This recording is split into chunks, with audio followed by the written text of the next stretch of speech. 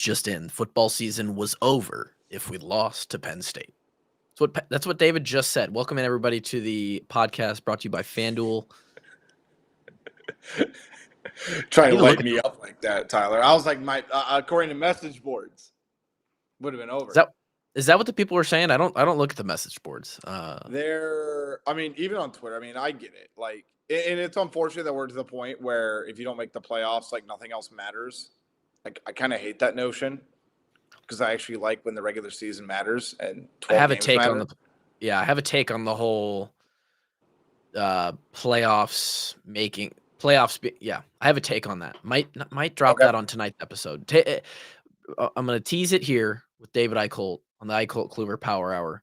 I will maybe bring that take to the Minnesota preview tonight on the Washtenaw Walk-Ons. I think they need. I hate to say it, but I think. Well, how do you want to go with it? I think the playoffs have to expand more. Oh, God. Than I want them to. I don't want them to, but I think if you want to fix the issue of the ratio of teams who feel like I'm going to save the take. I'm going to save it. Save it. Okay. I don't think you should expand the playoff for playoff implications for people who there's plenty of teams already who can't win the championship who are in it. By expanding it, no doubt. We're not doing anything else there. But to fix does my season matter or not, it would have to expand because it creates a weird gap right now. And that's all I'll say. I'll expand tonight.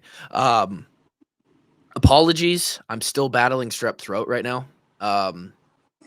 Throat actually hurts more right now than it did the other night when I was initially diagnosed. So if you see me swallowing a lot, making funny faces, just me. It's fine. You're just writhing in pain. No big deal.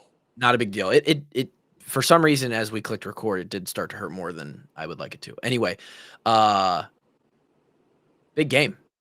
What a joy for you to be able to just get those free tickets to all these fun Iowa games. Tell you what, I gotta start taking it. Yeah, you do. I don't know why you don't. I gotta start taking advantage.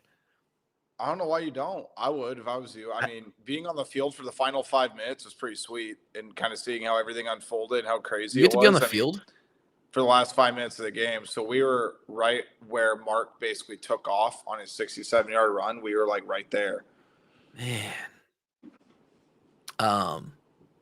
By the way, Tim Dwight was going absolutely bonkers the entire game. He was sitting on the sidelines, like hyping up the crowd, like high-fiving everybody, jumping up and down, and he was just a ball of energy the entire game. It was pretty sweet to watch, too. I've met Tim once, and I think he's a psycho in a good way. Yeah, absolutely. And I don't know. I'm sure he's I think there's a lot of who he was when he was in college. I think he's the same guy still. I think he's just that dude. Yeah. So, what a game! It was everything that I expected it to be. Yeah. I know a lot of people were like, anybody who had the take that like I was going to kill this Penn State team, and made it. I had the take that it was just never going to happen. It was never going to happen. I thought Iowa could have put up a touchdown late and won by double digits, like low double digits, but it'd be a relatively close game. But the other part is that you need to tip your cap to Penn State because they had every reason to quit. And even Penn State fans were like, this is the most fight the team has shown all year. Yeah. So I think you need to be able to throw that together. Credit them. I thought Grunkemeyer was a better quarterback than I thought. I had reasonable expectations for him heading into the game. I think the receivers let him down a bit, but like the way he maneuvered the pocket a handful of times was really impressive. Got rid of the football. I look at that 4th and 4 play when like 5 Iowa guys missed him on the goal and he got through. I know people said about the delay of game that should have been called, but like it didn't impact the play that ended up happening. But yes, it should have been called. Penn State still got a lot of talent, and then you look at the way Iowa played. I mean, I'd be seriously okay, and I'm not making an excuse here, Tyler. I'm okay if Iowa never throws the football again. We all know the passing game needs to be better, but when you got 5 damn maulers up front, one of the most mobile quarterbacks in the Big Ten, and then Kamari Moulton, who looks like an every down back. And by the way, Iowa's going to be 4 deep at running back again. That was in my don't notes. throw the ball. Don't like it. Doesn't they threw the ball twice in the second half? Went 2 for 2 for 17 yards. And then Mark just ran all over him. Isn't that wild? 18 total plays. Rushing yards, dude, for Mark Gronowski. And he could have had more. He probably could have scored on that last play. The most since like Denard Robinson or something like that? I know the Denard Robinson one was Mark has a rushing touchdown in I think every game this season, and that's the longest streak by a Big Ten quarterback since Denard Robinson. It's so funny to me, though, too, because now it's the point where Iowa is almost on the other side of the pendulum, right? They had one of the least mobile quarterback rooms in college football, and now they can't throw a touchdown. But guess what? Now they're running in. Mark is 3rd in the nation in touchdowns, rushing touchdowns, Tyler. It's just not it's just not true that we can't throw for touchdowns. I hate that narrative, and you know it, and I know it. I do too. Like, I know it's fun, and Iowa was the punching bag of offensive memes and jokes for the last few years. I hate that, and it's just what's going to happen because unless you're a part of the Iowa fan base, you're not watching Iowa closely or maybe even at all on a weekly basis, and so you don't see some of the passes that he does make where, and yeah, I'm not going to sit here and act like Gronowski is, Dante Moore or somebody but sure. But the guy can throw the ball, and we've proven against good defenses, Indiana specifically, that if you want, we'll just pick apart your second and third down defense, and we'll throw it for 6. We'll throw it for 8. He's put it on the money several times where our receivers just drop it. I think about the Sam Phillips, the first play of the game against Iowa State or one of the early games. It might have been one of the throwaway games. I think about 2 weeks ago against Wisconsin, down the middle to was it Hayden? Who was the tight end he hit? Yeah, it was either him or DJ Voname. It might have been Voname. I don't know who it was. They called it incomplete, but he put it on his face mask 40 yards down the field. Like, he throws good balls and in good spot. Again, look at the throw last week, like the first drive against Penn State. Like, it hit Gill right in the hands, right in the chest, and just shot him right through the chest. Yeah. Like, how many interceptions have been Gronowski's fault? What, 2? 1? I mean, yeah, it's not black and white. Obviously, you probably don't want to throw that one against Indiana early. But I would say the Wisconsin one when he threw downfield. That one was his fault. Yes. But every other one has a major other variable that was like, man, we're just on the bad side of these things. So, I don't know. I just hate that narrative. It pisses me off. I've also been sick for 5 days and just pissed about different stuff. I'll get to another one here that I already talked about on the recap podcast. First thing that Coach Ferentz mentioned that I don't think is a throwaway statement was that, and this is going back to the post-game presser, was that they were creative with how they use their quarterbacks. Don't believe that Iowa planned to face sort of a 2 QB system last week, and they brought in that Smollett kid who ironically is from the middle of Iowa, right there in Dowling, as like a sort of like a Brendan Sullivan package from last year, and it worked. It worked well at points. The 2 QB system is so interesting when you see it because you're like, okay, here comes the running guy. We know it's going to be a run, and then those plays are still usually effective. Yeah, you're right. I mean, it became entirely predictable, and I mean that's why Xavier Wampa ended up hurting Smolik. Like, they don't even know if they're going to have Smolik following the bye week. Yeah, He so like that's the crushed him. danger of oh, dude. Xavier Wampa, I think, he's undervalued for how hard he hits. Like, even when his game has not been at the peak, like, he's been consistently one of the bone crushers in the Big Ten. Like, you do not want to meet him in Yeah. an. And I feel like he always has been more than Yeah. our other DBs, but I feel like I really feel like if you go back to that Rutgers game, definitely the Indiana game, but the Rutgers game even, the way he started to come downhill with like confidence changed. Something changed. He got like a Hulk injection or something, and he started to bring the absolute boom. I don't know if he's just seeing things better. He's clearly playing the best football of his career, and man, you don't want to get hit by him. And I don't even know the word for it for what he did to that backup quarterback. Just shunted, like he shut him down. Like his body quit working for a second when Xavier hit him. Ball drops out. Can we get a fucking fumble to fall into our hands one time? Can it bounce to us one time? It does Did feel get like it's been forever. It's unbelievable. But yeah, he's playing really, really well. Coach talked about him. A lot of questions about him, which sort of initiated a conversation about recruiting rankings, which was interesting. I just smile every time he starts bringing that up because I know exactly where he's going to go with it. And it's kind of a weird two-sided conversation because it off of like right out of the mouth, it kind of sounds like it's a shot at Xavier. Like, oh, this kid shouldn't have been like if you hear it wrong, you hear, oh, so he shouldn't have been a 5-star. Like he should.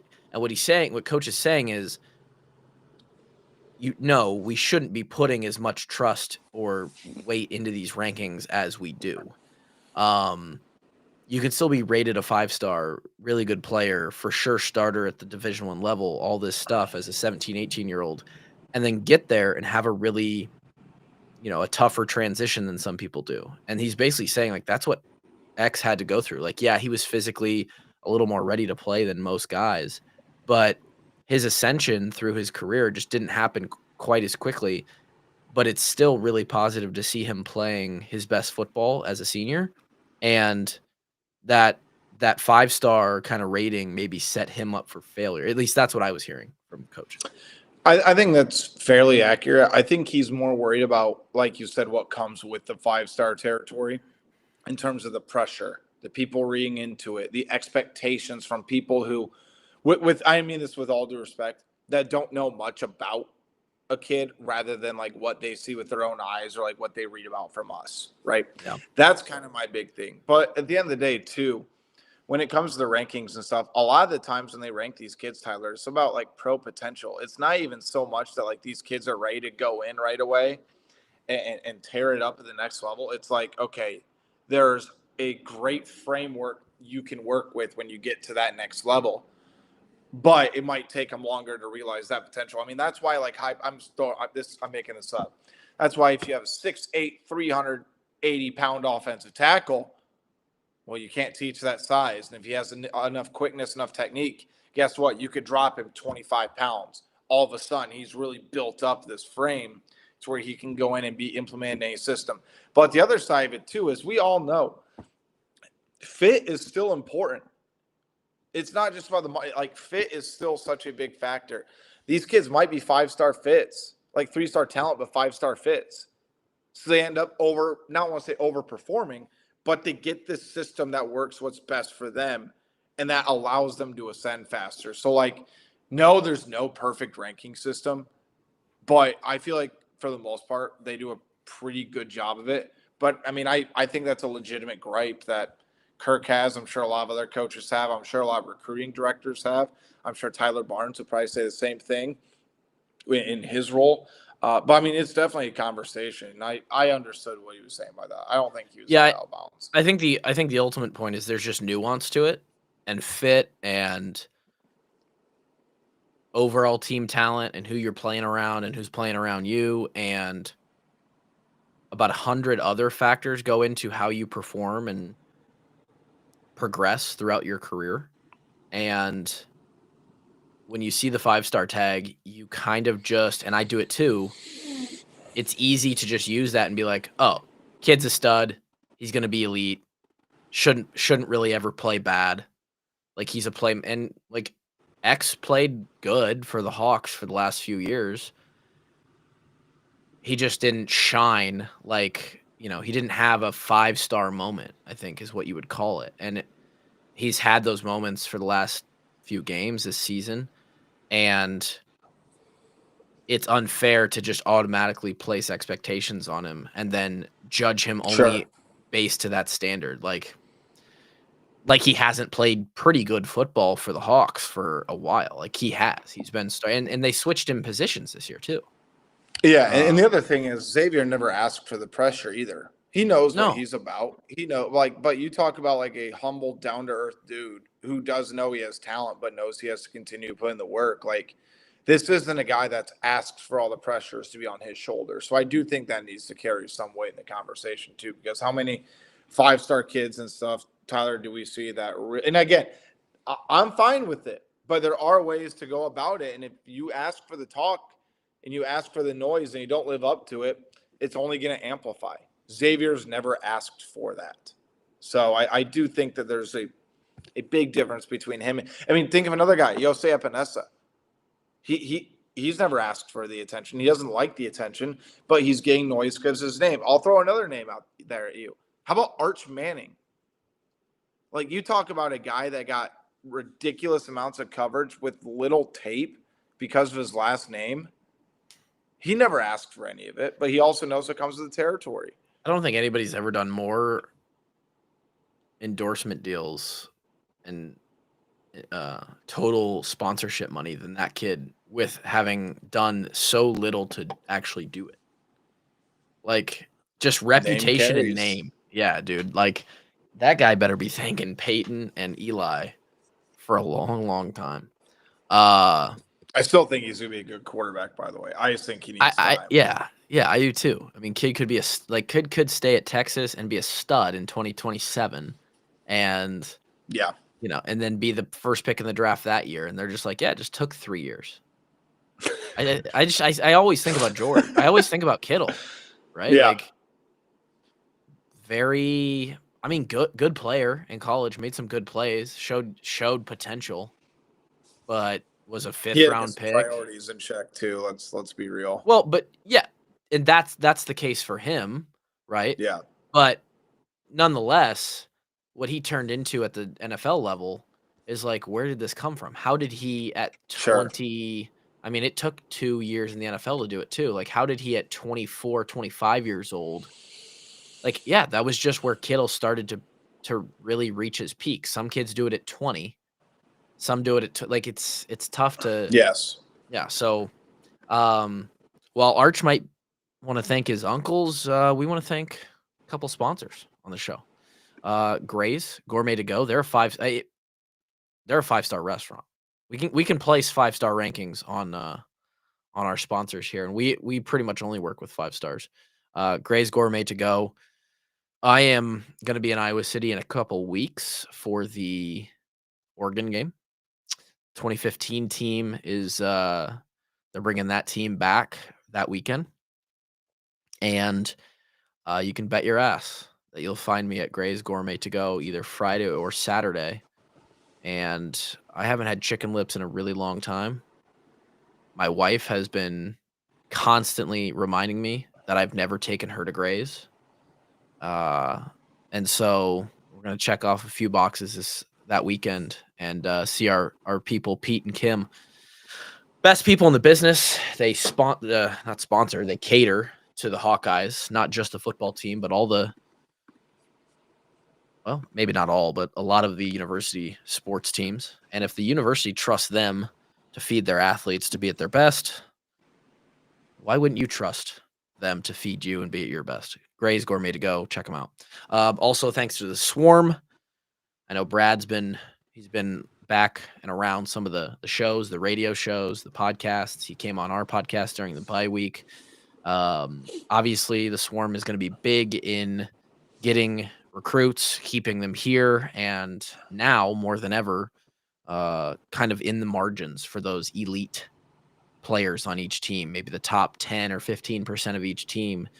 We're going to spend that over the top swarm money that goes on top of the rev share to get and keep the best recruits in Iowa City.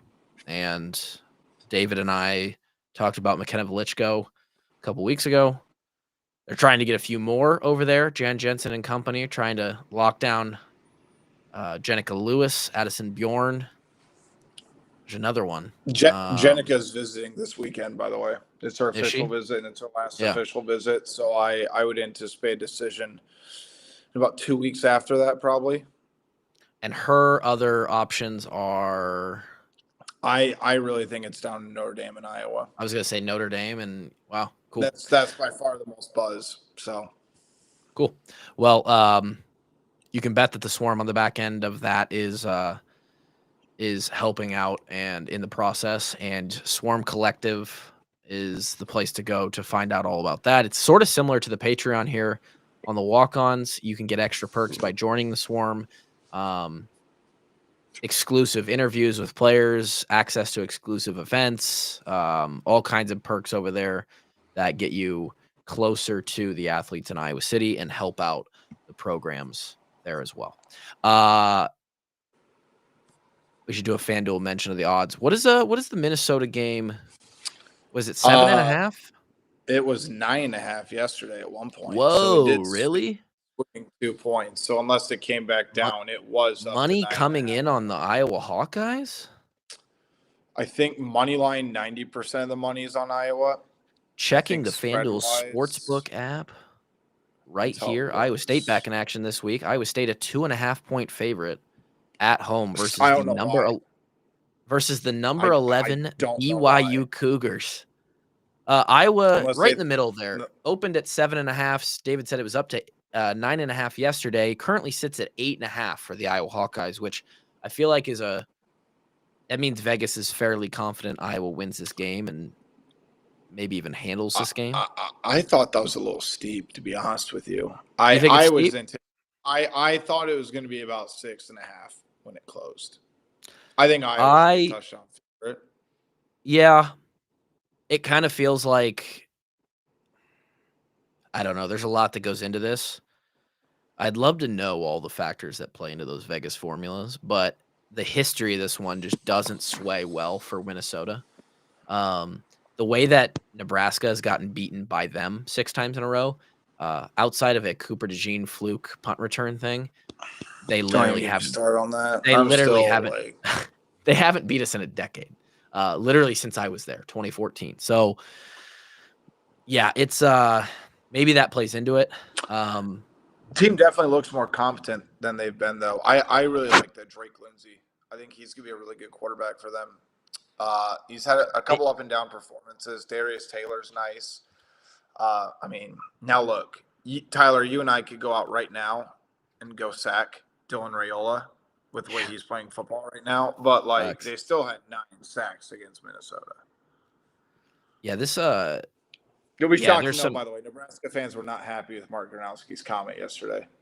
Which, like, I mean, he wasn't wrong.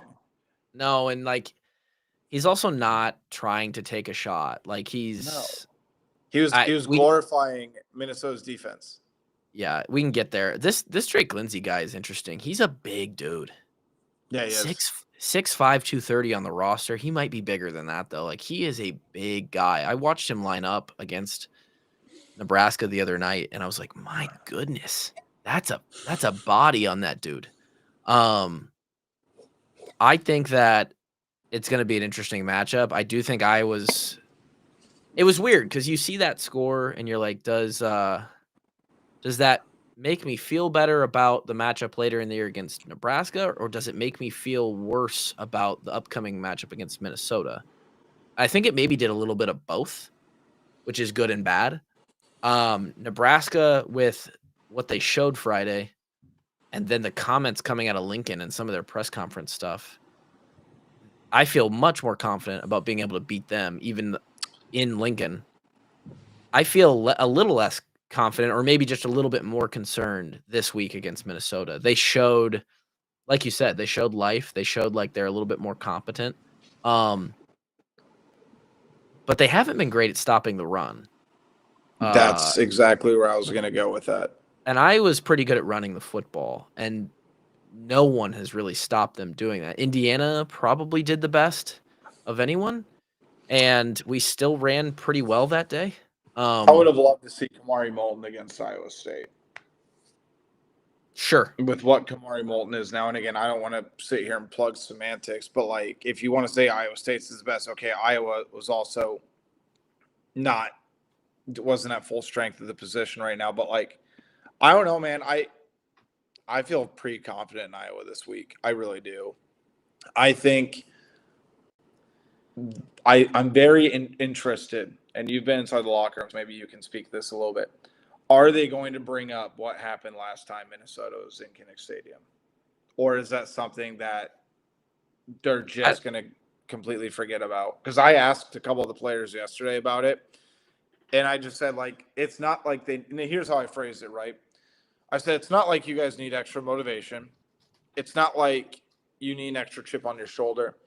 But because of what happened last time, 2 years ago here, we can say whatever we want about the call. Do you guys bring that up to get a little bit of extra juice, or is it just one of those things to where you feel good enough and you just lock into what you do? And Aaron Graves just said, if you can't get up for this, if you need more motivating, you're not in the right headspace to be playing anyway. Yeah, I think the outside, probably like you, me, and other people probably put more juice into that narrative, those narratives, than the inside ever does.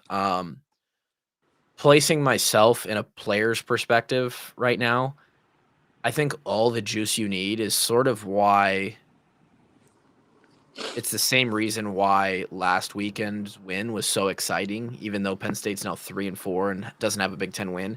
And it's because that ultimate goal of, I mean, this will sound ridiculous. Please, nobody clip me. I'm not saying I was winning a national championship this year.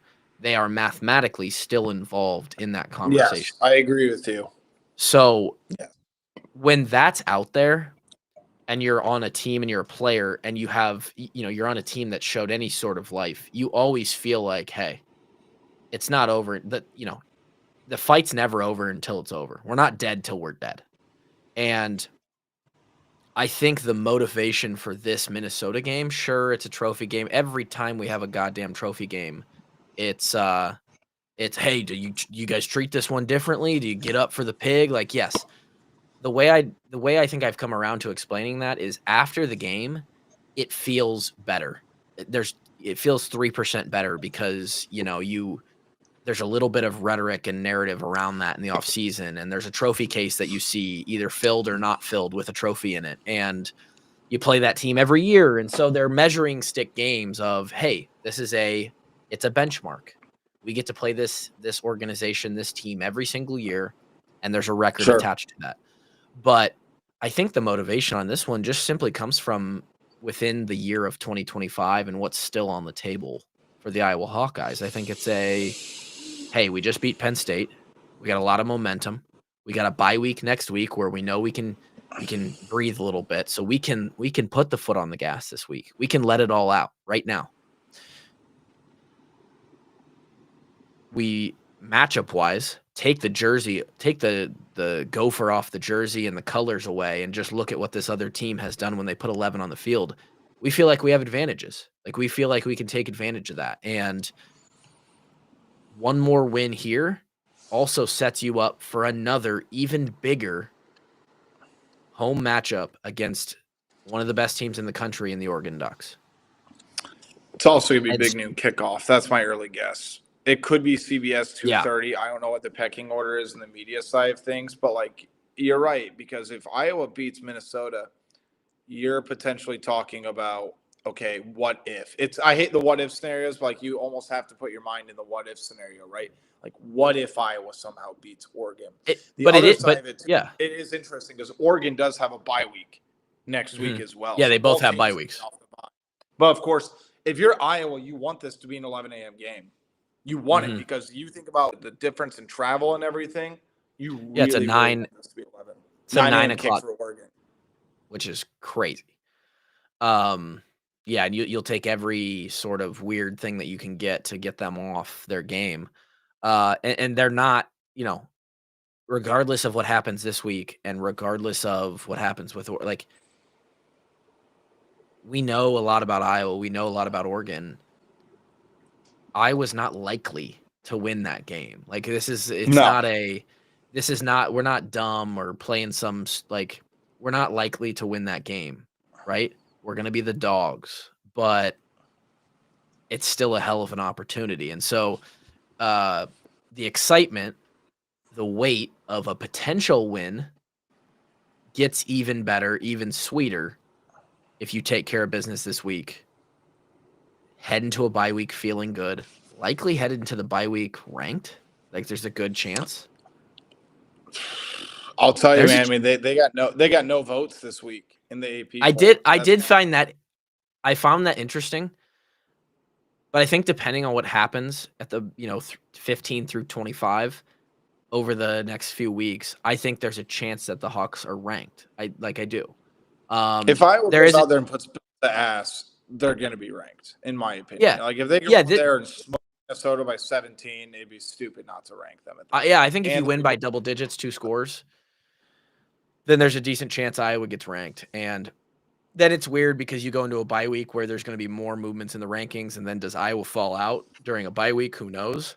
But, like, there is not a 0% chance that this is a ranked matchup in Iowa City in 2 weeks, 3 weeks after that bye week. So there's just a lot to still play for. And all of that is enough to get you excited versus, like, 2 years ago with a completely different team and a fluke call, they came in and beat us. Like, there's just not enough substance there for the guys on the inside to grab onto and be like, that's what we're hanging our hat on.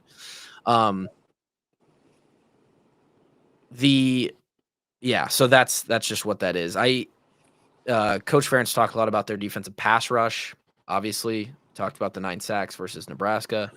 Talked about Gronowski's comment about Rayola holding the ball too long. And it's interesting the way he approached that, in the fact that he basically said the way we're looking at that is we got to stay on schedule. Because when they bring the heat is when they get you in 2nd and 10, 3rd and 8, and they're able to kind of pin their ears back. And as long as you can stay on schedule, they don't get quite as exotic with the rush. That tells me they're running the damn ball. Yeah. They're going to, 1st and 2nd down, they're going to run it down their damn throat. Like, well, they got 4 running backs and one of the most mobile quarterbacks in the Big Ten. I know people, I don't know if you saw my meme yesterday. Like, I stand by it. Like, the 250 passing yards versus 250 rushing yards debate is so interesting to me. It's all the same shit. And on top of that, you could say if you're running the football, it's better than passing the football effectively to a certain degree, because you're controlling the line of scrimmage and you're controlling the clock and you're controlling the pace of the game. Yeah, it's almost like I don't understand the bias towards passing the football. I think the implication is that if you can't – I think the implication is nowadays, like, there's this default factory setting in football fans and coaches' brains that passing is the preferred way to move the football for everyone. We will run if we have to, or we will run as a supplement, but throwing the ball is how you play offense. Yes. And so then when the result or the product of the way a team plays offense or moves the ball shows up on the stat sheet like it does for Iowa, where it's like, okay, one of the worst passing offenses in the country, but you look at the way you look at their scoring offense and they're right there in the mix in the middle of the country. You look at their rushing offense and their rushing attack scoring towards the top, and you're like, okay. And the implication isn't, they're good at offense in a different way. The assumption is they're not good at the way they they're not good at passing, so they have to run. Correct. I don't understand how that is just the fucking It's resolution on that. Yes, I mean it's the go-to bias and like it's the go-to assumption. Now, with that being said, like Tyler, you and I are not naive enough. We're not gonna sit here and tell you Iowa's passing offense is lethal. No. Like it's 100% been disappointing. We all know that. But at the same time, yes, it But needs why? to improve. But why does Iowa not why does that need to happen this year at this point when you have, I would say the Joe Moore winning offensive line this year is going to be the Iowa Hawkeyes. It's Just top look at 3 the for sure. They're at least going to the finals. And if you're, again, I'm just throwing a number out here. I need to relook at the stats. But if I was running for 240 yards a game, why the hell do they need to pass the ball outside? Like they need to go pick up some big yards or they need to run a 2-minute offense. They shouldn't. Well, and I wonder if it's like because then they look at the total yardage and they're like, well, Yes. see, they're bad at offense because they only average 350 a game. Yeah, they run for a lot, but it's because they can't pass. And it's like, well, no, again, nuance. Maybe it's because when you run the ball, the clock runs more. The way Iowa plays defense is a very like possession limiting for both sides. Yes. Special teams wise, there's like, and then you look at like the game specific stuff that has happened, like when Weechin starts the game against Rutgers with a return, and you take away an entire possession there, or we start a possession on the half-yard line when Graves or Wampa intercepts it down to the 1-yard line, or Gronowski goes for huge chunk runs. And you're like, yeah, there's just a reason why the stats look different for Iowa, and they always do.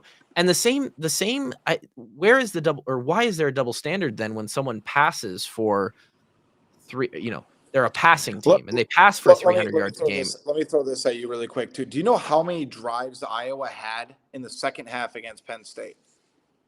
They only had 2, right? Or 3? They had 4, but they had 4, but 3 of the drives lasted under 2 minutes. Yeah. And by the way, for people to be like, oh, that just means like Iowa couldn't score. They scored on all 3 outside the final drive when they ran out the clock, and they could have scored if Mark Gronowski could have ran the end zone, I think. Well, maybe the brace limits it a little bit, just like the 67-yarder, but like, it goes back to what I said, like they controlled the game. But you're exactly right. I mean, I listen to, a bunch of national podcasts and analysts, and I do think there's some truth in what they're saying, but like, let's say hypothetically, there was a game that, 31-30, Iowa loses, whatever. But Iowa runs the ball for 280 yards, but they pass for 50. What's everybody get a point to? Oh, well, they couldn't pass the damn ball. That's why they lost. But if the script is flipped and Iowa threw for 330 yards and they ran the ball for 40, what's the narrative? Oh, they just couldn't string together that one final drive. The offense was clicking all day. They are really moving the ball downfield. It's ridiculous. That's what I'm saying is just flip the run versus pass yardage on last game, right? What we ran for 80 some yards, 90 yards. Iowa ran for 245 against Penn State. 245 and passed for 68. Now flip it, right? Say we passed for 245 and we ran for 68. Why would people not come away from that game saying, "Oh, they just can't run the ball. They just can't run the ball." Why wouldn't people? They would come away from that saying, "Well, they only got a few run yards, but they were decent in the passing game." Like the whole narrative is different. I don't understand why. It's like running is. I don't get it. Someone smarter. It's a highlight driven culture. We know what grabs eyes. What's sexier? Great run blocking, or is it going to be the 65-yard downfield pass, Hail Mary, 4 verse, whatever you want, go routes, whatever you want to call it? To me, it's almost like the assumption is like, well, the defense will stop the run game. And any defense can just choose to stop the run game if they want to. But the passing game, offenses have the upper hand there. It's like, I agree with you. You're like, wait, no. Like, if they would, it fucking blows my mind. By the way, the question, I just want to bring this up one more time, and it's me being petty. And I didn't even have to do this. It was on my notes, and I was just going to let it go. But a question from one of your counterparts the other night of, did your players bail you out? about fucking sent me off of a building the other night in the postgame. You don't have to say a word, David. I'm not going to incriminate you. I don't want you to say a single thing. I just want to get this out there from Tyler Kluver once again. What a fucking horrible question, which made it personal. The first 2 questions of his 3-parter that was very dramatic, by the way, fine. When he added the 3rd part of, oh, did your players bail you out tonight? That made it personal and was super unprofessional in my opinion. Just wanted to say that again. Moving on, we're going to thank a couple sponsors. Big Grove is another one of our sponsors. They are kind of dominating. David, I don't know if you know this. They sort of are just dominating the brewery scene basically in Iowa, really. I don't know when the last Big time Grove you've been Scope? there. They just literally a week ago. It's Yeah, they literally a mile away from me in Cedar Rapids. well, they just don't do anything wrong. Like everything is good. Yeah. It's like the product is just good. So if you haven't been to Big Grove, check out one of their locations. Go sit on starting to finally feel like fall. So I don't know if you can catch a nice afternoon when the sun's out. Maybe you can go hang on the patio in some warmer clothes. Might have to check out the inside. But those are real nice as well. Unbelievable food menus. It's not just a brewery. This is a place you can go for date night. You can go for a nice meal, and you can have the full experience. And oh, by the way, they've got the TVs up, sound on. You can watch games, official watch party location, official beer of the Iowa Hawkeyes. They are supporting the Iowa Hawkeyes, which is what we're trying to do in the end with all this stuff. So shout out to them. And then Hamburg Inn, another 5-star location for delicious grub in Iowa City. There's a couple more home games on the schedule. Go over there and grab some pancakes, some pie shakes, some eggs, hash browns, whatever you want. They've got it. And they are a great spot to spend your morning or really any time that they're open. You can go spend a good little sit down conversation with a buddy, with a family member. Great place to take somebody if they're coming into Iowa City and they don't, they haven't been there. It's a nice little spot that was saved. It was going to go out of business. And then Katie and the boys stepped in. So shout out to them. Anything else from that press conference? Let me just make sure. It was funny. Mark got a comparison to Jovan Johnson. Always love Kirk's comparisons. When he said they haven't had a quarterback like him, but you watch him in recruiting and you just watch what he does, and he just does everything well, even though he might not jump off the page at you. And he compared that stereotype or prototype to Jovan Johnson. Always has a great. What did you think about the comment of we haven't had a quarterback like Mark? What was your assessment of that? Uh-oh, I think David froze. Oh, no. David. For those listening on audio, you're going to hear a cut in when David rejoins. For those on the video version, you get a beautiful screenshot of David looking down, almost somber. His patchy, scruffy beard. I don't know if he's going to exit and rejoin or not. Yeah, for those on video, just hang out with me and talk for a second. For those, I'll cut this out for the audio people. Anybody in the chat? Oh, here's the message from Mike. Line of scrimmage play, way more important than quarterback play. Both very important for us. Pass game this season is in line right now with the worst in history. It is, but only because we haven't had to use it. We've had a very unique 7 games where, well, I mean, you could argue that against Iowa State was the one game where we really needed it more. Against Indiana, we were doing fine until we got a quarterback hurt, and then yeah, there we go. He's back.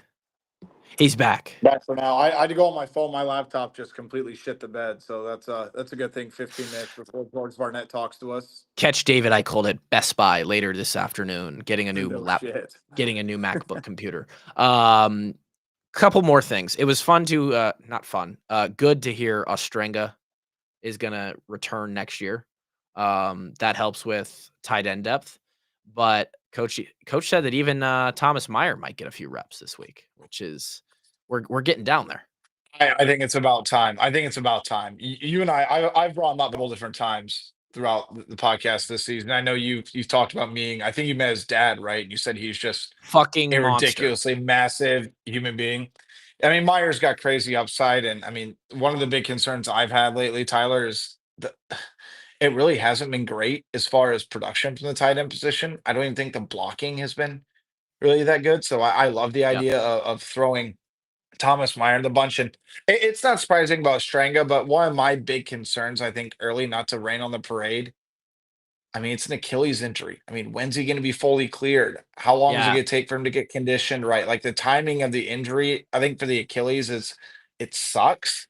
Maybe you get him back for the back half of the year where you feel good about it, but I think we all kind of knew that's just such a brutal, brutal blow to him. But Achilles again, good news, and I'm happy Iowa's gonna be able to be there to rehab him too and everything. Achilles and ACLs are they're just so up in the air. You just don't know what you're gonna get when a guy comes back. I guess you could throw there's a few other ones in there too. I think about Jake Doozy when he snapped his patellar tendon about 8 yards in front of me in Yeah, in practice, and I was like, "Oh my god." yeah, And he was just never the same. I apologize to everybody again, by the way. You can tell that my throat feels like I got a fucking, end zone pylon shoved down it. It's just not good today. We're gonna hop off here in a second. I know, David, that's exactly what you wanted to hear. Throat goat. I gotta get off here before I just embarrass our entire brand. I will say this though too. The one thing I thought was really funny, and I don't know if you thought this, but and I knew Doc had to ask it, but Doc asked Kirk about PJ Fleck and how 'cause it is crazy that PJ Fleck is the second longest tenured coach in the Big Ten now, but and by the way, like PJ Fleck riddled Kirk with like praise in his press conference, like ridiculously praised him. I I laughed at Kirk's comments because you realize he promoted the coaching staff and the players. He did not say one word about PJ specifically. he's okay, so Kirk's very good at he's very good at media, which by the way was one of my notes all the way at the front. Someone asked him about the kid captain program and all that stuff, and Yeah. he almost went into promo mode of the background of it, why they do it, and the message should send to player. I was like, holy shit, he just cut like a WWE promo for the kids captain stuff. Um, but he's very good at talking about other teams and coaches as well. And it's almost like you had my notes, David, because my last note of the whole thing was he turned down PJ as a GA or something, or Yes. Yeah. And PJ still has the rejection letter on his wall on in his his office wall, from Kirk Ferentz. which makes me think maybe that just simple fact is like Kirk is his golden goat, and he just can't get over it. Until he takes that down off his wall, he's not gonna be able to get over the KF hump of Iowa just demolishing them, and I know there's 0 correlation, but it kinda feels Yeah. like he's I understand, like, I think he does really respect KF too. Um, it's fucking wild that he's the 2nd longest behind Kirk in tenure. He was Nuts. hired my senior year, and he's the 2nd longest? I'm not That's why we've repeatedly said we're never gonna see another run like KF. I'm not We're that never old. gonna see one. I'm not that old, and in my last year in the program 8 years ago, 9 years ago is when he was hired. This is his 9th season. He's the 2nd out of 18. I think that speaks more to the coaching profession and how